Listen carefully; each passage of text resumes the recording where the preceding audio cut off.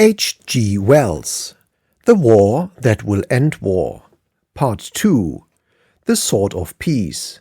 Every sword that is drawn against Germany now is a sword drawn for peace. Europe is at war. The monstrous vanity that was begotten by the easy victories of 70 and 71 has challenged the world, and Germany prepares to reap the harvest Bismarck sowed.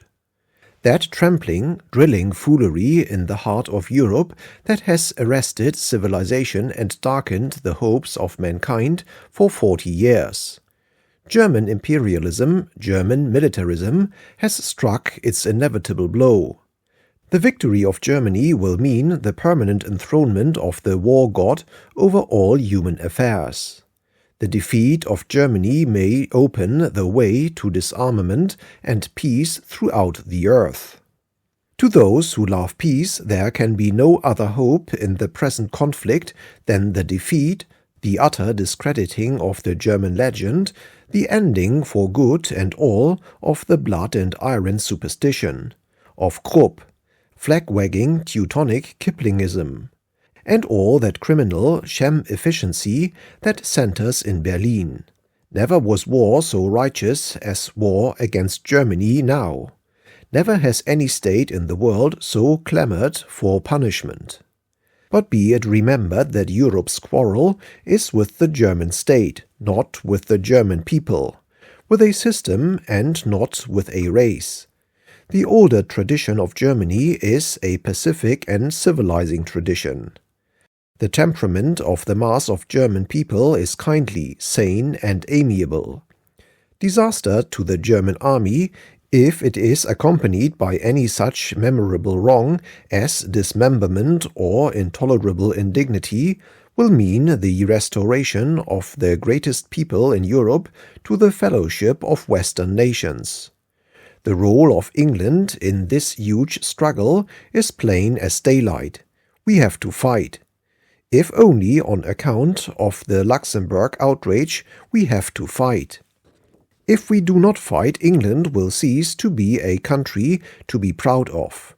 It will be a dirt bath to escape from. But it is inconceivable that we should not fight. And having fought, then, in the hour of victory, it will be for us to save the liberated Germans from vindictive treatment, to secure for this great people their right, as one united German-speaking state, to a place in the sun. First, we have to save ourselves and Europe, and then we have to stand between German on the one hand and the Cossack and revenge on the other. For my own part, I do not doubt that Germany and Austria are doomed to defeat in this war. It may not be catastrophic defeat, though even that is possible, but it is defeat. There is no destiny in the stars, and every sign is false if this is not so. They have provoked an overwhelming combination of enemies. They have underrated France. They are hampered by a bad social and military tradition. The German is not naturally a good soldier. He is orderly and obedient, but he is not nimble nor quick-witted. Since his sole considerable military achievement, his not very lengthy march to Paris in 1870 and 71, the conditions of modern warfare have been almost completely revolutionized, and in a direction that subordinates the massed fighting of unintelligent men to the rapid initiative of individualized soldiers.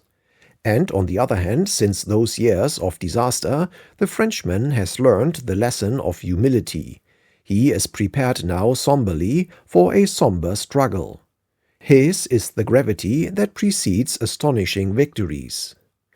In the air, in the open field, with guns and machines, it is doubtful if anyone fully realizes the superiority of his quality to the German. This sudden attack may take him aback for a week or so, though I doubt even that. But in the end, I think he will hold his own. Even without us, he will hold his own, And with us, then, I venture to prophesy that within 3 months from now his tricolor will be over the Rhine. And even suppose his line gets broken by the first rush. Even then, I do not see how the Germans are to get to Paris or anywhere near Paris. I do not see how against the strength of these modern defensive and the stinging power of an intelligent enemy in retreat, of which we had a little foretaste in South Africa, the exploit of Sedan can be repeated. A retiring German army, on the other hand, will be far less formidable than a retiring French army, because it has less devil in it, because it is made up of men taught to obey in masses, because its intelligence is concentrated in its aristocratic officers, because it is dismayed when it breaks ranks. The German army is everything the conscriptionists dreamt of making our people. It is, in fact, an army about 20 years behind the requirements of contemporary conditions. On the eastern frontier the issue is more doubtful because of the uncertainty of Russian things. The peculiar military strength of Russia, a strength it was not able to display in Manchuria, lies in its vast resources of mounted men. A set invasion of Prussia may be a matter of many weeks, but the raiding possibilities in eastern Germany are enormous. It is difficult to guess how far the Russian attack will be guided by intelligence, and how far Russia will blunder, but Russia will have to blunder very disastrously indeed before she can be put upon the defensive. A Russian raid is far more likely to threaten Berlin than a German to reach Paris. Meanwhile there is the struggle on the sea. In that I am prepared for some rude shocks. The Germans have devoted an amount of energy to the creation of an aggressive navy that would have been spent more wisely in consolidating their European position. It is probably a thoroughly good navy, and ship for ship the equal of our own. But the same lack of invention, the same relative uncreativeness that has kept the German behind the Frenchman in things aerial has made him, regardless of his shallow seas, follow our lead in naval matters. And if we have erred, and I believe we have erred, in overrating the importance of the big battleship, the German has at least very obligingly fallen in with our error. The safest, most effective place for the German fleet at the present time is the Baltic Sea. On this side of the Kiel Canal, unless I overrate the powers of the waterplane, there is no safe harbor for it. If it goes into port anywhere, that port can be ruined, and the bottled-up ships can be destroyed at leisure by aerial bombs. So that if they are on this side of the Kiel Canal, they must keep the sea and fight, if we let them, before their coal runs short. Battle in the open sea, in this case, is their only chance. They will fight against odds, and with every prospect of a smashing, albeit we shall certainly have to pay for that victory in ships and men.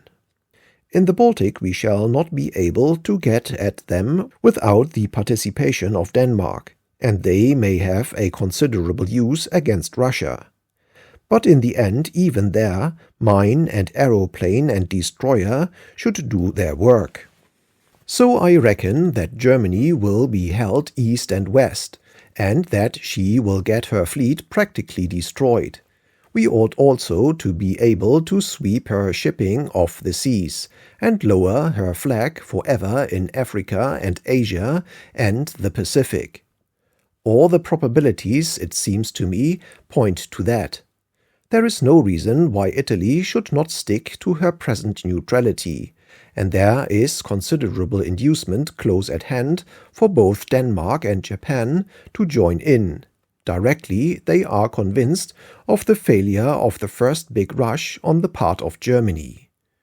All these issues will be more or less definitely decided within the next 2 or 3 months. By that time, I believe German imperialism will be shattered, and it may be possible to anticipate the end of the armaments phase of European history. France, Italy, England, and all the smaller powers of Europe are now Pacific countries. Russia, after this huge war, will be too exhausted for further adventure. A shattered Germany will be a revolutionary Germany, as sick of uniforms and the imperialist idea as France was in 1871, as disillusioned about predominance as Bulgaria is today. The way will be open at last for all these Western powers to organize peace. That is why I, with my declared horror of war, have not signed any of these Stop the War appeals and declarations that have appeared in the last few days. Every sword that is drawn against Germany now is a sword drawn for peace.